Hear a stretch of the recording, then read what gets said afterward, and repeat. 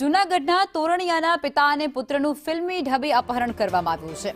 5 જેટલા શખ્સોએ ઇકો ગાડીમાં પિતા અને પુત્રનું અપહરણ કર્યું છે।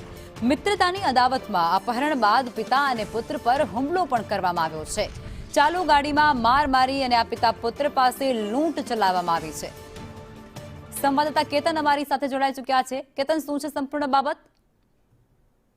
ફરિયાદી છે રમેશભાઈ ધંધુકિયા તેમના પુત્રને છે અન્ય એક યુવતી સાથે મિત્રતા હતી। તેનું બંદૂક રાખીને જે યુવતી છે તેના મિત્રતા અને 5 શખ્સો દ્વારા છે તે અપહરણ કરવામાં આવ્યું હતું। પિતા પુત્રનું ફિલ્મી ઢબે અપહરણ કરીને ઇકો ગાડીમાં તેમને લઈ જઈને રાજપરા ગામ ખાતે લઈ ગયામાં તેમને ઢોર માર મારવામાં આવ્યો હતો અને જાનથી મારી નાખવાની ધમકી આપી। તેમની પાસેથી મોબાઈલ પણની લૂંટ ચલાવવામાં આવી છે। તમામ બાબતોને લઈને જૂનાગઢ તાલુકા પોલીસ સ્ટેશનમાં ફરિયાદ દાખલ કરવાની છે। 5 શખ્સોની ઓળખ થઈ ગઈ છે અને 5 શખ્સોને પકડવા માટેની તજવીજ હાથ ધરવામાં આવી છે। જી, આભાર।